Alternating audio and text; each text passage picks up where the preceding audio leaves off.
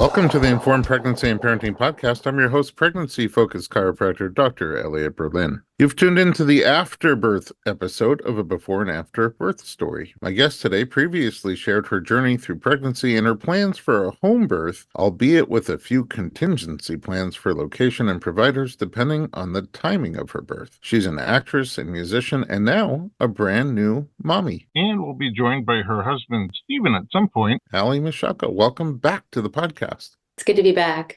It's amazing to have you back, and nobody else can see, but I see a little nugget there. Yep. Total nugget. Sweet little nugget. Oh, wow. All right, so you did it. Yeah. Congratulations. Thank you. I'm so glad that everything that I planned for, it just ended up being exactly what I hoped it would be.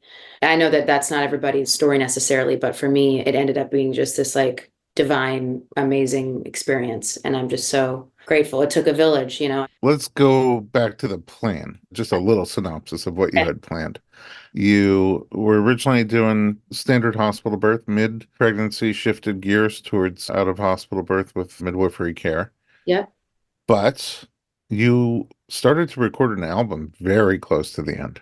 Yeah, basically my doula, Ivy, was really the one that kind of raised her hand, thankfully, and was like, I feel like we should have a backup plan just in case maybe you go into labor early. She's like, you probably won't. It's your first pregnancy, but who knows? Maybe you do. We should have a backup plan since you're wanting to make this record out in Topanga Canyon, like really close to my guest date. Like we would have been wrapping up the record on we did wrap on May 11th, and my guest date was like around the 14th. So we were really cutting it close, but I just was confident that we would figure it out and baby would come when baby was supposed to come. And so we had this whole backup plan of like all the baby stuff was at our Airbnb in Topanga. We had the birth kit up there, the tub, everything that we would need basically. So you're doing this album not near your home. Correct. I live about 2 hours from Topanga. And AJ, my sister, she lives about an hour from Topanga herself, which isn't ideal anyways for her to even make the drive. But we just decided, okay, it'd be best if we had an Airbnb. We'll be in the studio sometimes late at night. I'm pregnant. I'll be uncomfortable. Let's just be in a place where we can drive 5 minutes on the street and get back to sleep and then, wake up the next morning and come to the studio. So that was our plan. But everything kind of just shifted when the plan obviously was interrupted by his plan, which was very different from our plan. Yeah. So you had two teams sort of on standby. You had your Topanga team and your home team closer to your house. And it really just was a matter of timing. So, you're like in your last month of pregnancy. Yeah. Yeah, totally. And did you either start to feel changes or in your visits, did people notice things like your body is kind of warming up for a birth? It's interesting that you say that because I think in the moment, no, but I think the one thing that I kind of noticed, but only really after the fact, was that my belly was kind of dropping. Like it felt different in terms of its shape and firmness and everything in a way that I don't think I was clocking. So that I think was a little bit of a sign. The one big sign for me that last month was like the day after my baby shower, my body was like retaining water like crazy. Like I was so swollen on my ankles. I just felt like puffy and so uncomfortable. So those last like 3 weeks, I just was like, oh my gosh, like how do I get the swelling down? Like it hurts to even like try to bend my foot, So I was kind of trying to do everything possible. Like I was wearing compression socks. I was putting my feet up on the wall. I was like sleeping with like a pillow elevated at night. It was like the acid reflux at that point. I was like, oh, who cares about that? Now it's like the swelling of my ankles and legs. But yeah, like I tried to kind of be as comfortable as possible. We like outfitted the studio with my big pregnancy pillow and like a comfy chair and plenty of like healthy snacks and stuff that would kind of keep me going and like comfortable clothes. And then literally like 2 days basically into us starting the record, my water broke and I happened to be at my sister's house because I was staying at hers until we checked into the Airbnb, which was supposed to be the next day. So yeah, so that's basically the beginning of the record was initially started and then I had to peace out like immediately. So you're at your sister's house and what time of day did your water break? So it was on a Friday and it was like very, very early morning Friday, like 4 a.m. And I was staying in her guest room with my husband and our dogs, obviously. We were just all kind of snuggled up in there. And I went to go to the bathroom, which happens multiple times at this stage of pregnancy. And I went to go pee. And I noticed when I came back and I crawled into bed, I kind of rolled over and I like started basically like peeing in the bed. And I was like, this is really weird. I was like, why am I like peeing my pants right now? I just went pee. And so I kind of like got out of the bed and I was like, oh no, AJ's gonna be mad at me that I like peed in her bed. But I'm pregnant. She'll hopefully forgive me. And then like as I was walking to go back to the bathroom, I'm like dripping, like leaking all of this like fluid all over her hardwood floor. And I'm like, this is really weird. Then I get into the bathroom and I think I'm like, oh, I need to go pee some more. But it's not really like pee. It feels like it's kind of a different consistency a little bit. And I think when I went to go back into the room, my husband heard me because I'm like splashing all this water on the ground. He's like, is everything okay? I was like, I don't think so. I was like, something is weird. I was like, I can't stop peeing. Like I have no control.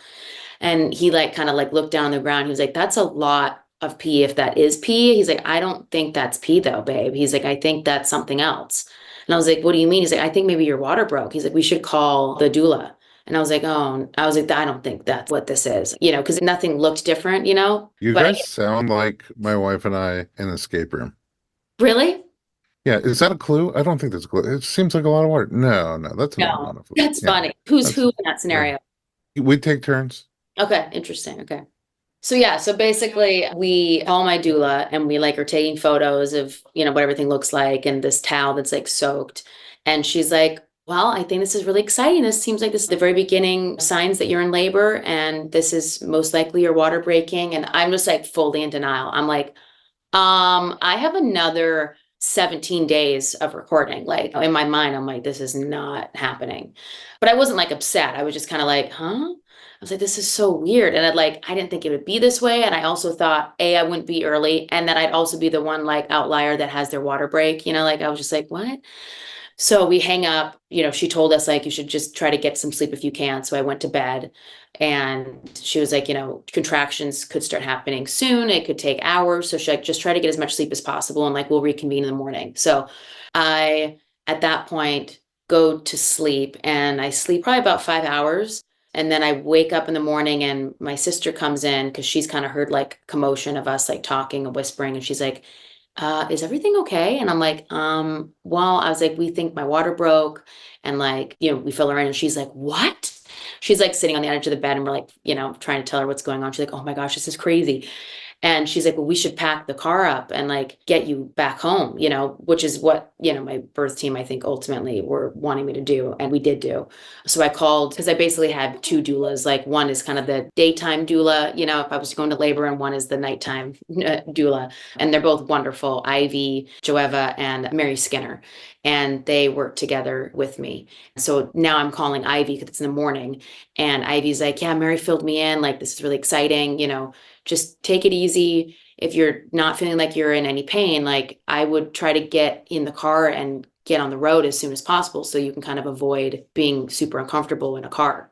I'm like, okay. So I am just hanging out in bed. Like I order a smoothie. AJ and her boyfriend and my husband are all like packing up the car with all the birth kit stuff and the dogs and everything. And they're like, we're going to tail you so that we can help you guys unpack and get everything set up at the house. So we get in the car and actually on the way back to my place, we stop by the studio. I'm like, we have to go back to Topanga. And AJ's like, what? I'm like, we have to get the birth ball and like all of Steven's like film cameras are there and we wanted to, film some of the births. So like we got to swing by. So I like literally swing by. I'm like in like pajamas, like wearing like an adult diaper. And I just am like, hi guys, like we got to grab some stuff before we roll out of here. And our producer is like awesome and was just like, yeah, come on in, no worries. But I was like, who knows? Like this could be a false alarm. Like, we're not 100% sure that it's my water that broke. And I'm sure everybody's looking at me like, yeah, lady, you're pregnant and you're in labor. Like just, admit it. So then we get back on the road and we drive. It's about 2 hours. We get home. Everything gets set up. I take a shower. At this point, I'm experiencing some very mild contractions in the car. But That was my question. yeah, they started happening, but it was like very manageable. And I started explaining them as like, they're just really bad cramps. Like I kept saying like cramps over and over again. And Were you just sitting like regular passenger in the car? yeah, I had the seat like pushed back a little bit. But yeah, I was just in the car seat and the dogs were in the back. And I was just kind of like, huh, this is interesting. I didn't know it would feel like that. Like you don't really know what to prepare for. But I was fine. I was able to like fully have a conversation with my husband in the car. And Yeah, let me see if I get this right. You're 37 weeks at this point, correct. 2 days into an album, and not at home. Your water breaks. The team decides it's probably going to be labor. You get into the car, start mildly contracting, and go home where you have a birth team, like a midwife and doula, and labor is contingency plans. It's turning out to be the Santa Barbara team rather than the Topanga team. Let's Right. take a little break, and when we come back, we'll hear what happens at home.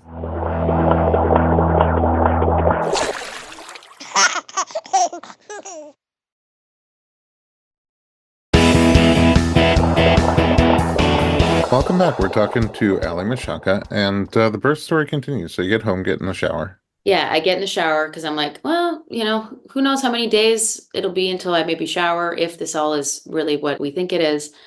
Still not convinced. I'm Okay. still kind of not. Like, I'm really, truly in denial. And I think it only got confirmed once we did this like test where we did like a swab test. On the And fluid? yeah, and it turned like navy right away, which was the color of like, yes, this is your water breaking. And then I was like, oh, okay, yeah, this is really the real thing. So yeah, so my sister and her boyfriend, like I said, set everything up. And then it was cute. They were kind of like hanging around, like they didn't really want to leave. I think my sister was kind of like, bye, I love you. Almost like the next time she sees me, I'll be a mom or something. It was very interesting. And we're so like connected. I think she was feeling the emotions of it all with me. So later that evening, Stephen ended up speaking with our midwife, Bliss Young, who's wonderful. And she was like, I don't think that I'll be able to come over and be a part of this birth, because she had just, I guess it was maybe 2 weeks prior, had hip surgery. And we knew about her hip surgery. We were like well informed about it. And obviously thinking, okay, I'm not going to give birth for another maybe 2.5, 3 weeks, that she would be a little bit more mobile by then. We had met her backup midwife, like the midwife who was going to be assisting her. Her name is Tanya already. And she was like, I think Tanya will be the one that will be there for the delivery. And so she should be the one that comes over and checks you out, checks baby, and does like a vital once over on both of you. So she comes over in the night on Friday, and, Tanya checks us out. Everything's good. Baby's heartbeat's great. We did the swab test there with her and everything was confirmed. And then she kind of filled in the rest of the birth team on what was going on and how I was feeling. And then that was kind of it. So basically that night we like ordered in, I think it was like ramen or something, and just kind of chilled out and tried to just take it easy. And I mean, we really didn't know, like active labor could start soon or it could be like days. And everybody kind of kept like reminding us like, this could be slow. This might not be like over right away. So Friday we go to bed. At this point still I'm having contractions, but they're all very manageable. And at this point too, AJ was back in the studio and she was cutting the band with the producer. So she was like, if you want, you can zoom in and give notes or whatever. And I was like, okay, like I was feeling fine at that point. So I would just be like either laying in bed or on the couch, and I'd have like their side on and my screen just like off. And I'd maybe have a couple contractions, like, within 45 minutes or something. And then next thing it would be like, I'm giving a note or whatever, but it was all so mild. I was fine. And then eventually I think AJ could tell that I kind of had pieced out and wasn't really talking. And she was like, I think maybe things are slightly heating up, or maybe like, I don't know, she's gone all of a sudden, and she like texted me, was like, are you okay? And I was like, yeah. I was like, I'm fine. I was like, I trust you guys that everything is like going well. So I kind of feel like I could just leave the band in you and Jonathan's hands and it's all going to be great. So that's kind of what I did on Friday. And then, went to sleep and woke up the next morning and, nothing had really massively changed.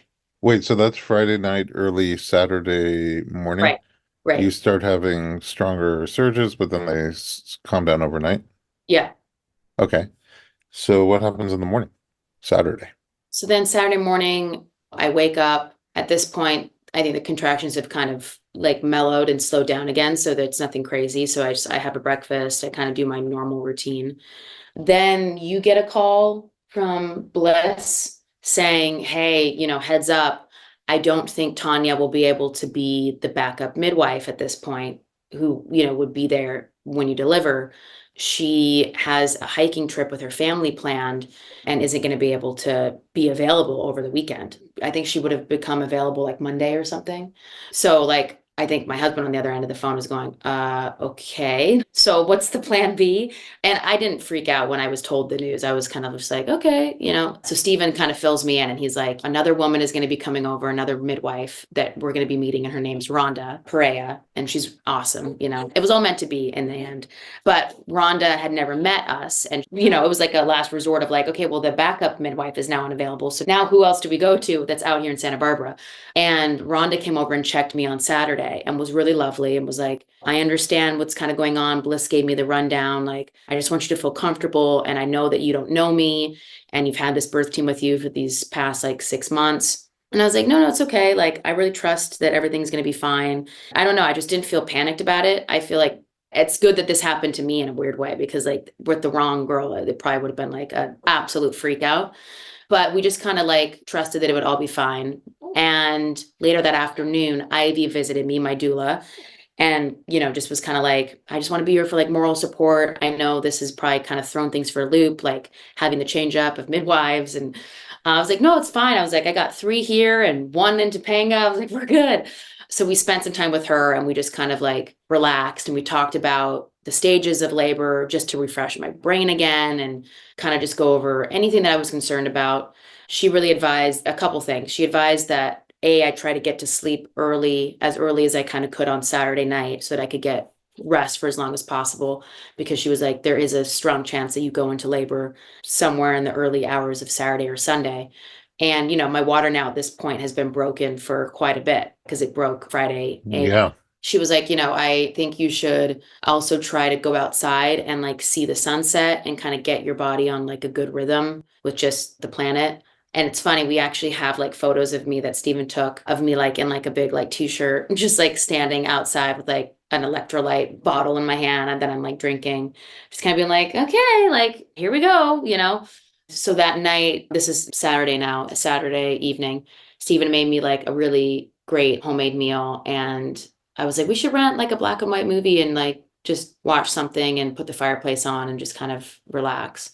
And I feel like during that movie is when stuff started happening, like where I would kind of like turn away from the screen and have like a contraction and then like come back to watching. But it wasn't unbearable, but it was starting to feel more intense.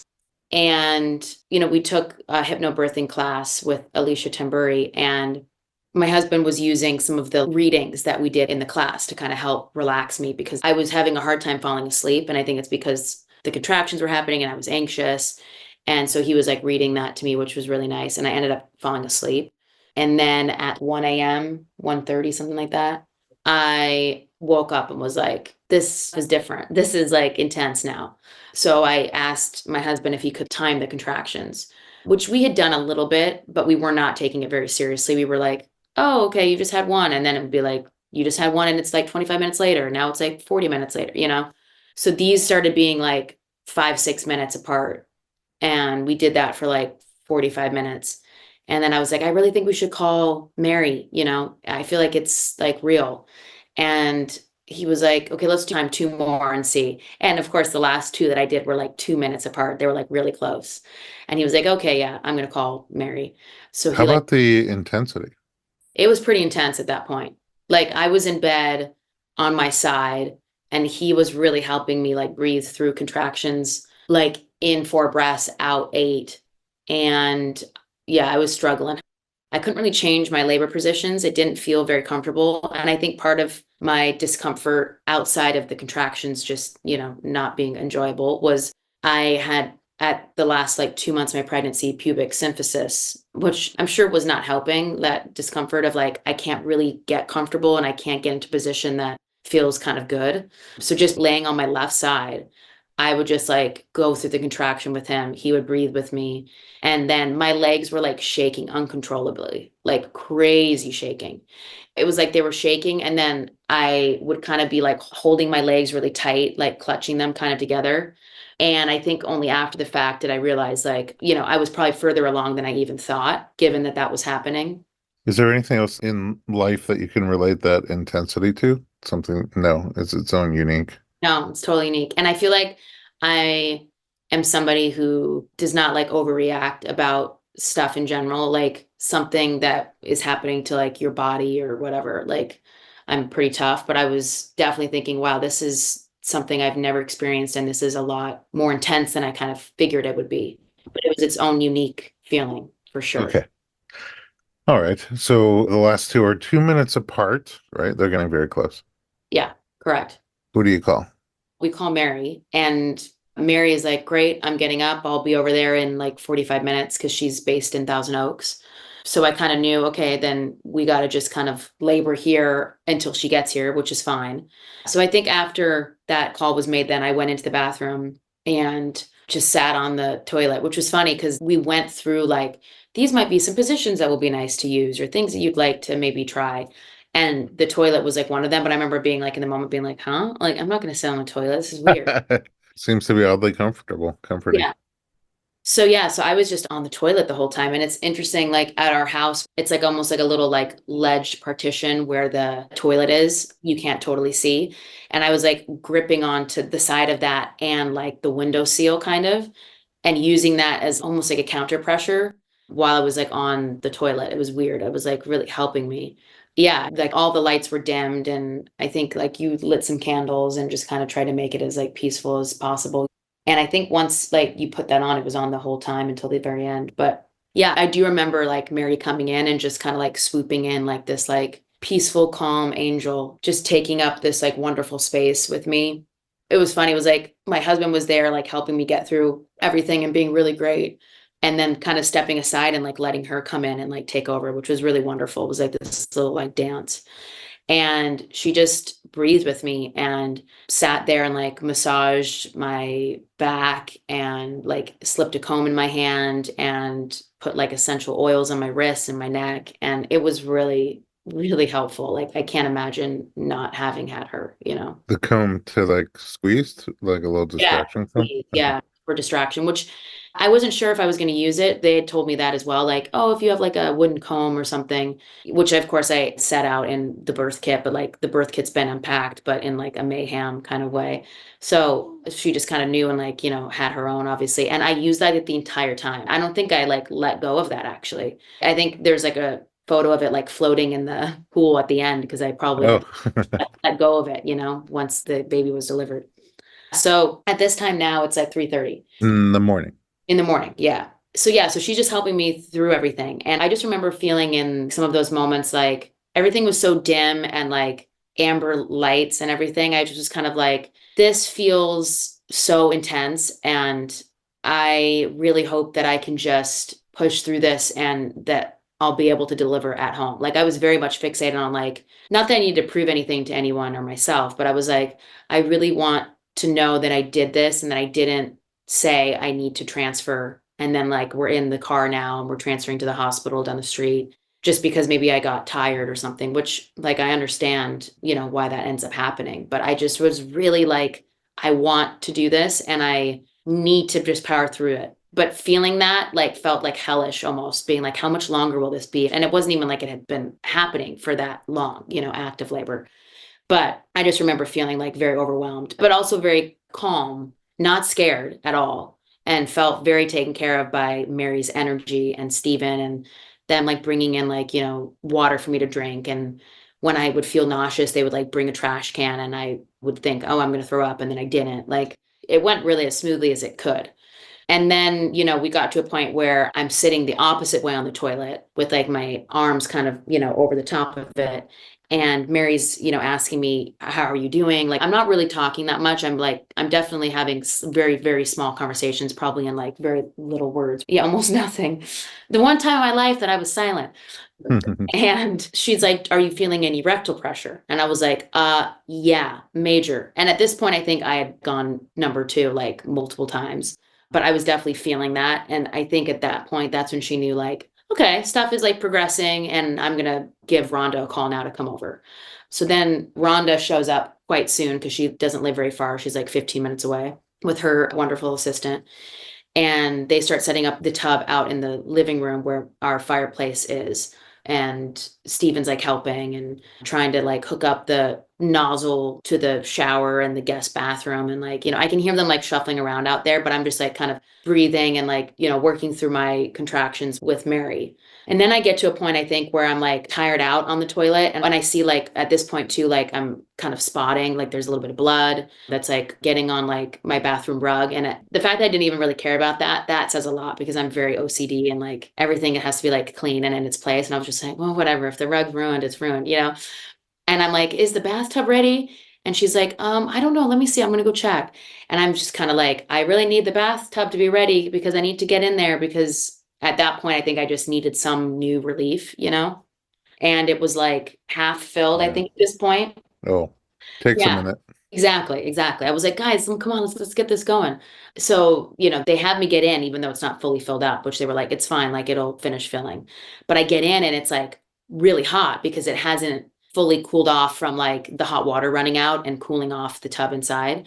So I'm like getting in, it felt like I was in a jacuzzi and I was just like already sweating from like laboring. And I was like, I'm so hot. Like, can we make this colder? And, they're kind of like putting some cold water Nice. up a little bit, but they're like, it can't get cold because it can't be cold for the baby. So I'm just like draped over the tub being like, is this too hot now?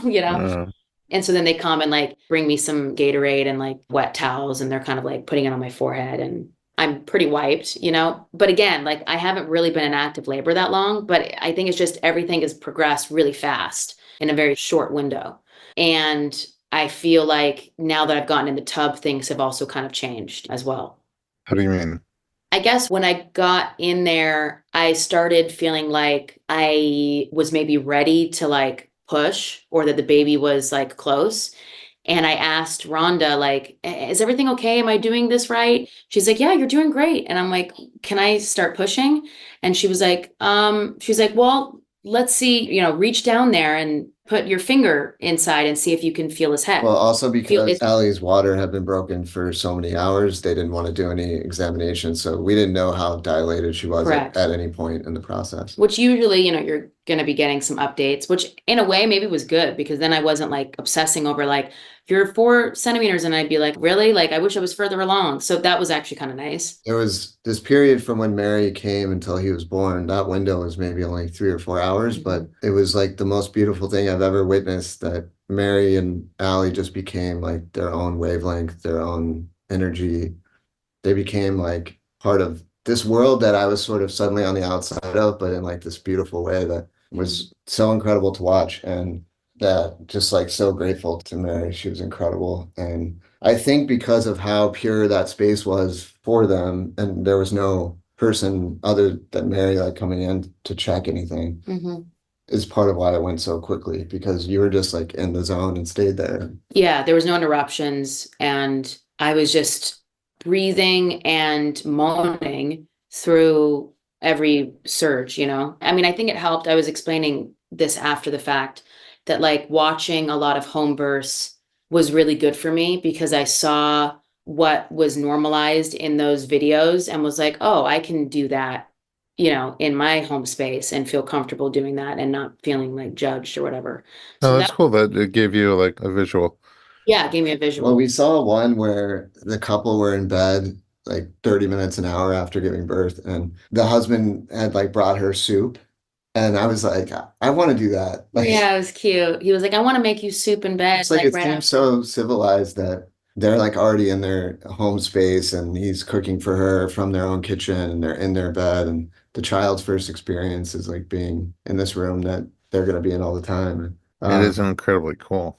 Yeah. And then after he was born, I was like insisting on making soup, and he was like, you don't need to do that. Like, we'll do it for you. And he was like, no, I need to make They were like, soup. why is he so obsessed with making soup? It was your dream that you needed to have. Yeah.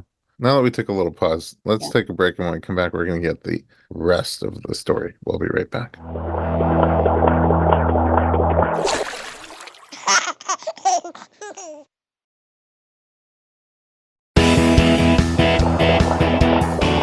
Welcome back. talk. We have the family of three here on the podcast sharing the final bits of this birth story. So your midwife comes over, Plan C midwife, Yeah. and midwife assistant, and your doula's there, and Steven's there, and things are picking up. So she says, reach inside. Yeah, and just feel and see how deep basically your finger goes. And I reach down. It's interesting. We have it on camera actually, because did you set up a camera at that point? Yeah. Well, yeah, I really wanted to be present, so I just put a camera on a table and hit record and hope for the best. But I asked Rhonda at this point when she gets in the tub, like ballpark, how far away are we? And she was like, well, for first time mom, it could be 2 hours, could be 4, could be 6. There's really no way to predict, but it ended up being like so much faster than that. So I was sort of caught off guard. But that's the reason that we have it on camera, is that it all went fast. Yeah. But right when I started recording is when Aly reaches in and she holds up her finger and it's like just the first knuckle. Yeah, it's like, yeah, exactly. Oh, wow. First knuckle. And she's like, okay. And you're just literally hear Rhonda go, okay, we're ready to push. It was almost like a line in a movie. Yeah, she's so calm. And she's so calm and like wonderful. And yeah, the exact energy that you want in a midwife. So at that point, I'm like, let's go. Like, let's do this. So, I start pushing and I start being like quite vocal at first, I would say. It felt to me like I was like really exerting a lot of sound.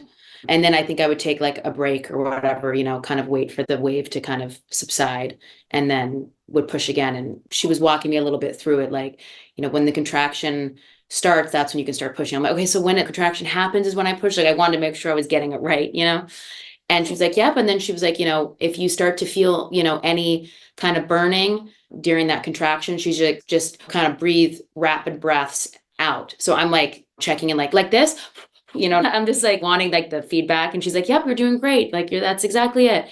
So I'm doing that, for a good, 25 minutes.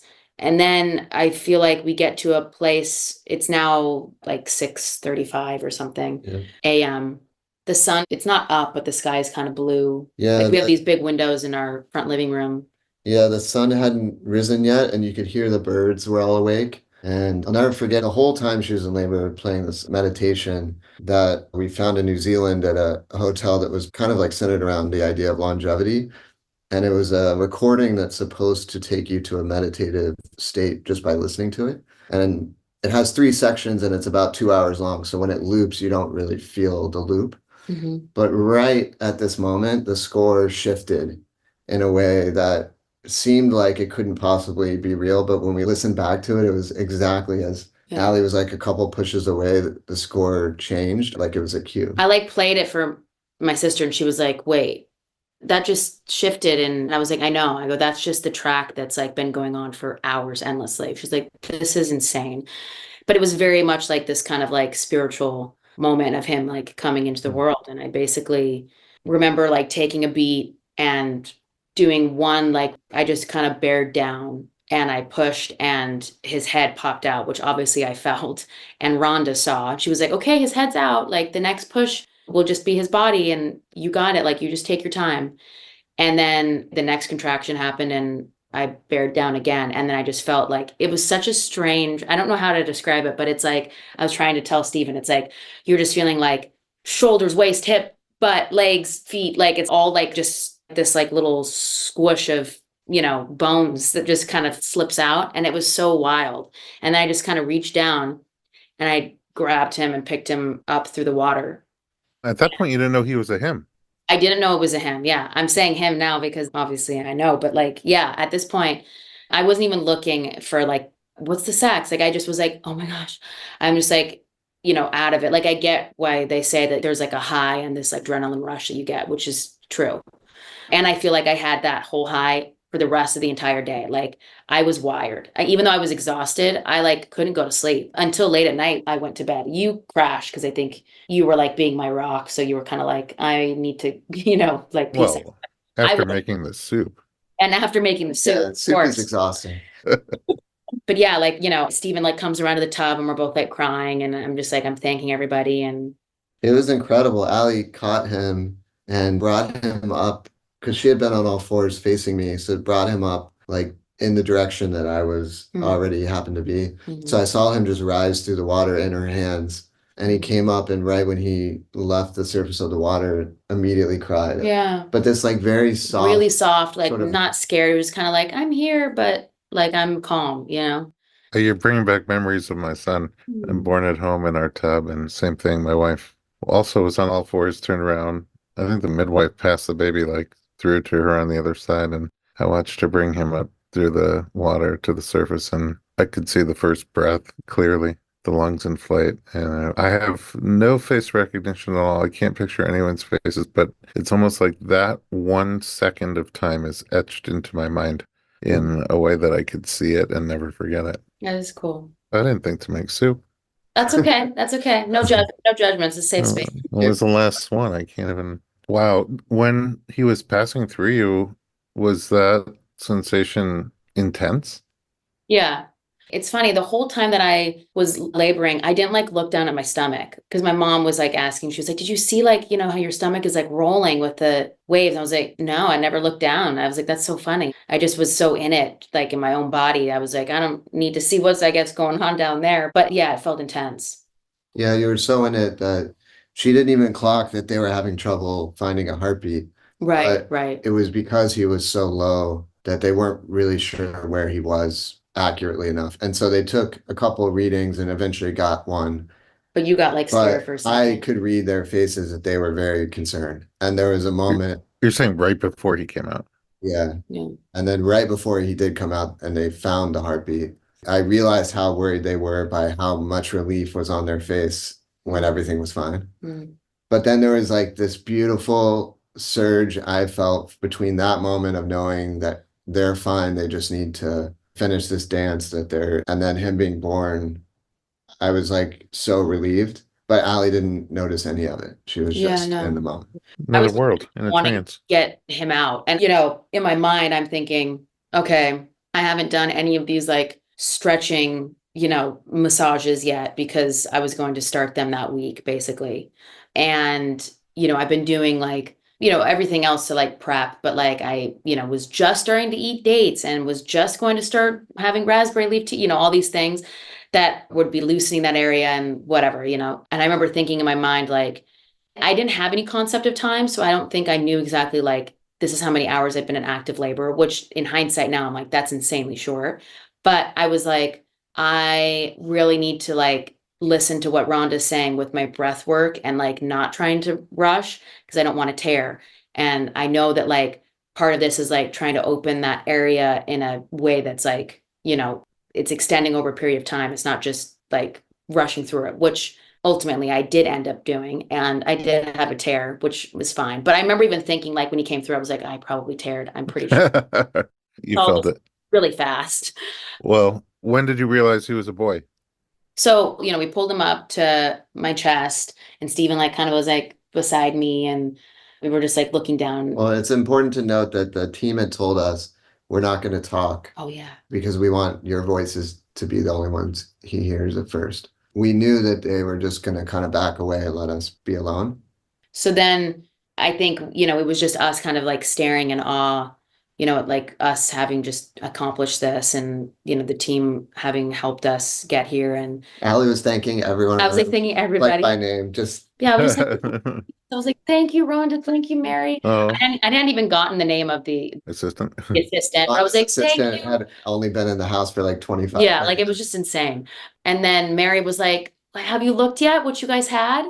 And I was like, oh my gosh, no. And it had been like minutes at this point. And I looked down and I was like, it's a boy. And then she was like, it's a boy. And she Oh. was like so excited. And her like response on the other end of the camera is really sweet because we have her side of the footage of like iPhone camera angle. And yeah, and we just kind of sat there and we just were just in awe. And then, you know, Rhonda came over and was like, you know, when you're ready, we need you to deliver the placenta. So we just want you to kind of relax and you can deliver it yourself if you want. You can, you know, tug a little bit on the cord. And so then I just kind of sat there and I was like, so I just kind of pushed too. And she's like, yeah. And I just pushed and then it just kind of came out and I tugged a little bit on the cord and then we put it in a bowl and it was like floating in a bowl inside the birth tub. I was probably in there for like a good half hour. And then we got me into the bed and the baby, you know, was obviously in our arms and They just left us alone for Yeah. like it felt like it could have been an hour Yeah. of just skin to skin. Aly had him, and they said, whenever you want, we can do the next steps, but there's no rush. That time was like so incredible, and I'm convinced that his calmness is connected to that, how he entered the world. And then Yeah. when we went back to the studio, he was just so calm, and I don't know, I think there's a connection. It's a very, very, very beautiful, peaceful way to transition from that womb world into this outside world. So we were both wrong about the prediction of gender. You were both Uh, wrong. Yeah. yes, we both. Well, I was partially wrong, and you were totally wrong. We both said girl, but I said I'm usually wrong. And I'm So usually wrong, so it's probably a boy. yeah, but I kept up my tradition of being wrong. And then we made predictions on weight. How much did he weigh? He was 6 pounds, 10 ounces. You were closer than me. Yeah, I said 7 pounds, You I said think. 7, and I said 7.2. But I wasn't expecting him to come that early. And we also were totally wrong about the dates. Yeah, they did. You're right. They said he could have been, on the larger side if he had cooked in there for another, Couple 3. of weeks, yeah, another This, pounder. right, I was like, we don't need him to have been any larger to come out of my body. This is just fine. And then we thought, middle of May. Yeah, and he was April 21st. Yeah, he came early. It was like So, like an Aries Taurus cusp baby, which made my sister very happy because both me and her are Aries. So she was like excited, like, yes, he's a Taurus, but she's like, but he's kind of Aries too. yeah, I'm a Taurus. I'll take him. It's fine. How was postpartum for you and breastfeeding and recovery? Breastfeeding was pretty great off the bat. He only ended up latching to one side at first, and then I didn't push it. And I was just like, he doesn't seem like he's really hungry. But I remember like that feeling of him first latching. I was like, whoa, this is like a vacuum. This is crazy. And then we kind of really got the hang of it. And he was like a good little eater off the bat. I had my placenta turned into pills. So I've been taking those every day. And I think that that's definitely helped my recovery. Also, it helped you with oh yeah. hemorrhaging. Yeah, I did have a small hemorrhage. Rhonda told me kind of after the fact, which, I wasn't worried, but like laying in my bed, she like was stitching me up because of the tear. And then she was like really taking her time. And then we kind of noticed that like my bleeding hadn't totally stopped in a way that it probably should have kind of. She's like, yeah, you're still bleeding quite a bit. And she was like, okay. And then she was like kind of feeling my stomach and she's like, everything feels fine. But she's like, I just want to kind of monitor you a little bit. So she's like, just, stay in bed. Like, I'll come check you in like another like 30 minutes. And then, she came in and was like, maybe we get you to the bathroom. I want to make sure that you go pee before I leave. So I got up to go and everybody was kind of like, they were around me, but like in my doorway, Steven said that my eyes like rolled in the back of my head because I was just faint, and like almost, fell over and everybody like kind of grabbed me and like put a chair under me and was like, okay, never mind. You're not going to pee right now. We're going to put you back in the bed. I think you've just lost a lot of blood and you're weak, But then like really soon after that, they gave me some raw placenta. Yeah, that's what I was wondering.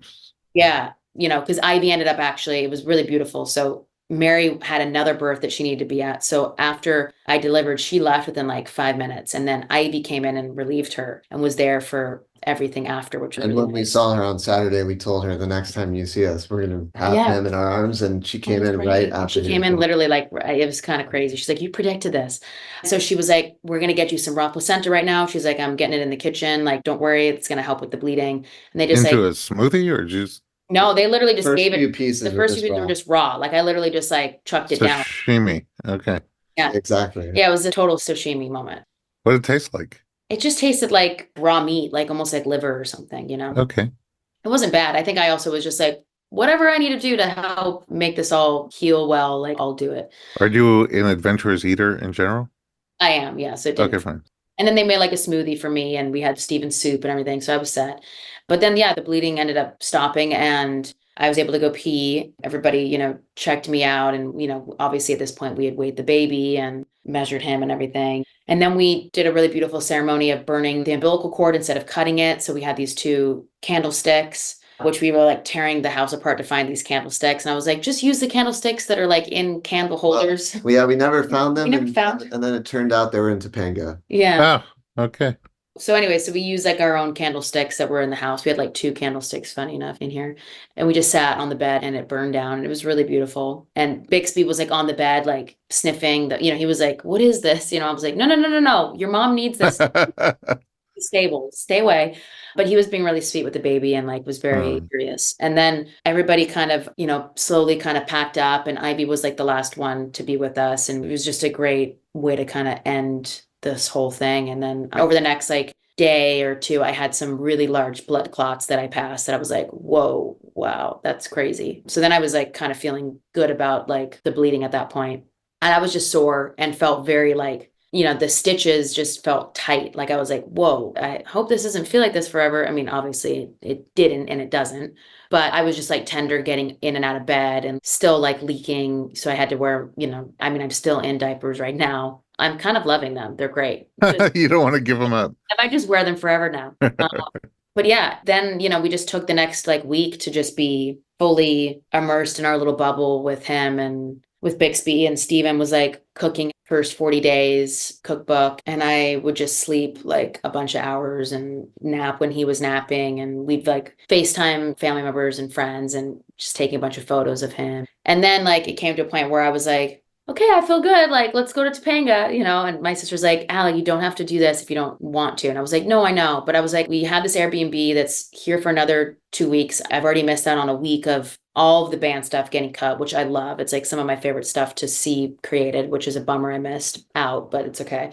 And she was like, okay. She's like, we'll have everything as set up here as possible and we'll just be helping. And, we can go to the studio late in the day. It doesn't have to be like a long day and you just take it as you need to. So then we left on Saturday. So it wasn't even really technically a week because he was born on a Sunday. And we got out there and, Steven just busted his ass, like unpacking everything and getting all of the items out to feel like our home, like our pillows and all of his baby things that we needed and had brought. We had like fresh flowers out and, a stocked fridge. And then Sunday, I just relaxed in Topanga and just took it slow and took it really easy.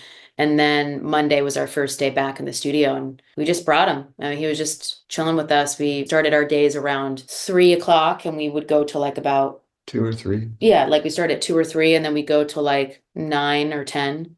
And he was just a total trooper. And AJ became obsessed with him. It was funny, like at the end when we wrapped everything up, she was like, well, I'm not going to see him every day like I was seeing him. She's like, you have to send me photos now every single day of him.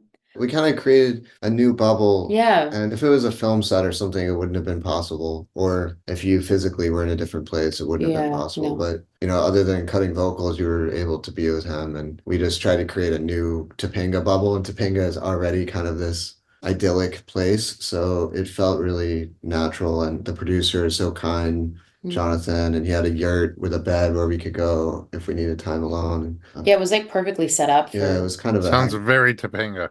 Yeah. It was. And everybody was like just very helpful. And Steven and AJ's boyfriend Josh would kind of like split cooking meals. So like Steven kind of cooked meals for that first week that we were there. And then Josh kind of was doing like, stews and stuff that was nice and comforting at night for There's dinner. an amazing grocery store there called Canyon Gourmet, and we were just sourcing things from there. Yeah. I cannot wait to hear this music. It's really special. What an interesting time to be creating. All right, a few more questions. What's the origin of his name?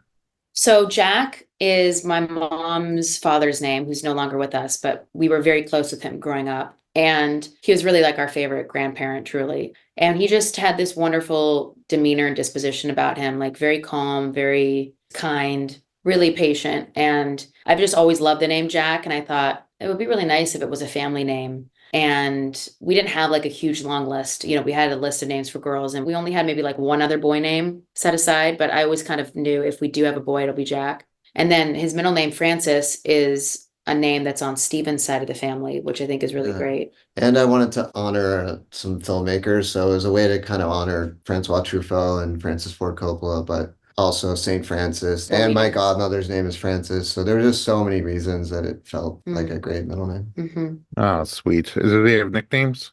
We call him this. You're gonna be like, what? It's from a Tim Robinson skit. So listeners, if you know Tim Robinson, you'll understand this. If you're listening and you don't know who this is, you'll be like, huh? But we call him Little Buff Boy because it's from a skit that Tim Robinson does about all these like little kids in a pageant being buff. But we joke that he's a little buff boy because he's got like little muscles. Ah, So he's yeah, we such a call him, little yum. yeah. Okay, last thing that I have on my mind is postpartum is hard for a lot of people. A lot of people get different kinds of PMADs, perinatal mood and anxiety disorders. And you've had some challenges in the past, right, with that. Was it a concern for you moving into postpartum? And is there anything that you did to sort of take care for it, either during the pregnancy or afterwards? Yeah, it's interesting. I think I feel like I really prepared for the birth. Like I feel like I equipped myself with as much knowledge and as many tools as possible from like taking a hypnobirthing class, from doing physical therapy, PT work when the pubic symphysis hit, to doing Pilates up until a point where it started to feel uncomfortable, to, hydrating and, drinking at least 75 ounces of water a day and 75 grams of protein plus a day, and getting as much sleep as possible and stretching, and like literally without being like a maniac, I really was like, I need to take this seriously and do this so that my body has the best chance of having a good delivery, a safe delivery, and that the healing process of everything at the end, is also like successful. And I feel like a couple things that really helped me was choosing like a great partner who like totally stepped up and like helped me like an angel throughout all of these months and like really doted on me, which I know not everybody necessarily has, or maybe even has the like opportunity to be able to be doted in that way. But like our work gave us that opportunity to not have you be away like 9 to 5 job, type of thing. So that was really wonderful. And then I think the home birth was like a game changer. I have very strong feelings now about home births, and I feel like I have my own personal crusade to go on to try to get as many people doing home births as possible, without pressuring them. And then I think third of all, a huge one was staying on antidepressants, which was like very talked about with my birth team. And it has been something that's, I know, very widely discussed in just the medical space and online and everything. There's a lot of opinions about like, you need to be on nothing, this is really dangerous, and blah, blah, blah. And then just people's opinions about antidepressants in general. But I've been very open with my fan base about when I got on antidepressants, which was at a quite young age. I was about 14 and a half, 15. And I knew that that was something that was going to help get me through the pregnancy where I could function and not have this like depression kind of take over and paralyze me in my day-to-day life. And then I was able to work with like a really wonderful psychiatrist who works specifically with women who are trying to get pregnant or are currently pregnant or postpartum. And she just worded it in a really beautiful way. You should say the way that she worded it because I always botch it. No, no, you know. No. Go. I think the basic idea is that a mom who feels stable and healthy and present is so much more valuable than whatever small risk might exist from taking something that the benefits far outweigh the risk. Yeah. And that we know that having a destabilized mom has negative impacts for the child, undoubtedly, and it's been studied and it's clear. So getting you to a stable place is priority one, and then everything else falls after that.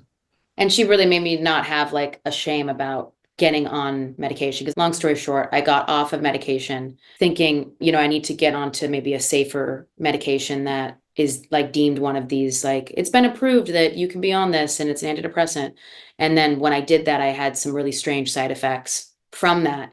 And the only way that I was able to kind of pinpoint what was going on was by getting off of it altogether to make sure like I wasn't losing my mind and going crazy. I was like, I know this To is make sure that the side effects you were newly experiencing were connected to this new medication. And they were. And I kept just feeling like I knew in my gut that it was, and I needed to just get off of that drug altogether. And then everything kind of shifted. But when I was off of it, I was off of medication for a couple months, and it was really, really hard. Like it was not good. And I think Stephen was very concerned about my well-being. And this was before, I ended up even getting pregnant. But I think once I met this psychiatrist and we kind of sat down and talked. She was like, what you've been on for years obviously is working for you. And I think that you should be going back on it. We kind of came to this like hallelujah moment of like, okay, maybe I'm just supposed to be on this medication that I've been on since, over the last 10 years, because I've kind of tried them all. I'm like the poster child for all antidepressants. And I like almost immediately fell back to myself. Like I felt normal almost instantly. And then I ended up getting pregnant literally a month later, I think, being back on medication. Yeah, everything we do is a risk-benefit analysis, and nothing's risk-free. And that includes not taking your medication is definitely not risk-free. And so the medications, my wife is a psychologist. We work with psychiatrists also who specialize in pregnancy, specifically in postpartum. And the medications have come a long way. And we learn that not taking the medication can sometimes be far riskier than taking it. And so there is a lot of shame though. And so I'm really grateful that you speak about it openly in general and now in terms of pregnancy and postpartum, because there shouldn't be shame and stigma around it. And only by talking about it can we make progress on that. I mean, I feel like, it's not the only thing that's obviously going to help me get through the day, but it's something that I very much see a difference in my mind and my spirit and how I socialize. And I think, you would never really ever seen me in a moment of crisis like that before. So I think it also was kind of proof to you, not that you've never been like a believer that it's something that helps me, but I think you saw firsthand how important it was for me to continue being on a medication throughout my pregnancy. And I'm glad I just kind of stuck with it. And I'm sure, people will have their opinions and that's okay. But yeah, it's nice that it's something that is being more and more talked about because I think it's a big topic that is not spoken about. Yeah, I mean, I generally think it's a important discussion to have with the right doctor and to make a decision together and have no shame in that decision at all. And for you, the postpartum's been good from a mental health perspective. I think that creating music while doing this has actually been like a plus. And I think it's because it's feeding that like creative part of my mind. It's also keeping a bit of like the version of me before baby, alive. And it's like feeding that part of myself that has always been there that, loves making records and loves making music. And so I think that that's been like just the right kind of distraction from like, baby is with us 24/7 and like obviously he's the priority, but we're also like not going to totally stop our life for him too. Like we want him to be a great traveler and to be on adventures with us and be on a tour bus. And so this is just like his intro into the world. It's very us, which I think is kind of cool. And it's cool that we could experience our little bubble in our own home, which we're now back in. So we're kind of creating that bubble again. And then we had that with my sister and her being able to be included. I think it was really special for her to be a part of.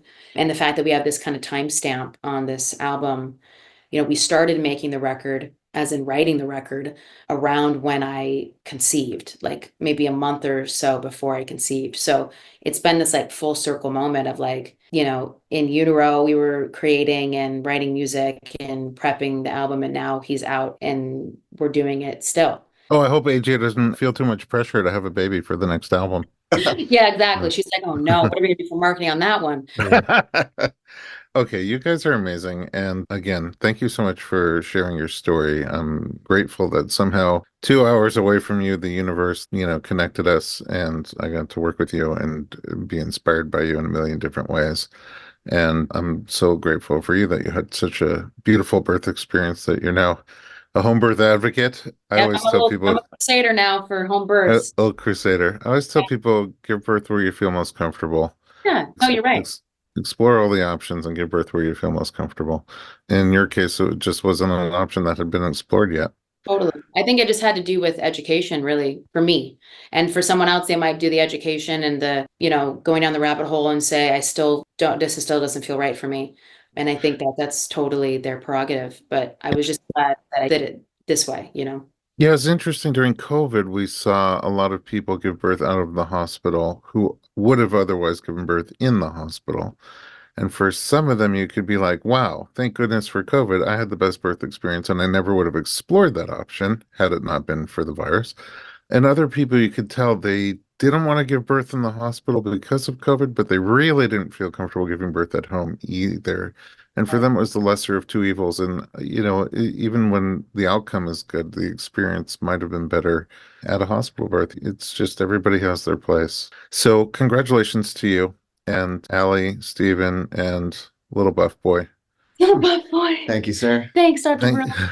Yeah, you'll see me. I'll be back in for my adjustments and he'll be in tow. Looking forward. And who knows? Maybe there's a second one. It went great this first time, so Yeah, I'm already preparing the podcast for the next story. perfect. Aly, one more time, where can we find you online? You can find me on Instagram at I am Aly and also at Aly and AJ. If you want to listen to my music, you can go on Spotify or Tidal, Apple, however you listen. I recommend listening to the record on vinyl if you can. You know what? You said that last time and I haven't done it. I'm becoming a fan. Well, then you define. Do you have a record player at home? I will get a record player There you for go. this purpose. But I'm becoming a fan of your guys' music. It's creative and you've got humor built in there that I can relate to. But some great music that I don't know. I just don't listen to music very often, so I don't know if I ever would have found it. Oh, well, I'm glad that we've got a new listener and a new, concert attendee as well. Oh, absolutely. Front row. I can't wait. And especially for this album and tour, knowing everything that went into it. All right. I am Elliot. And at home, thanks for listening to the Informed Pregnancy Podcast. For more pregnancy and parenting information, visit us online at informedpregnancy.com.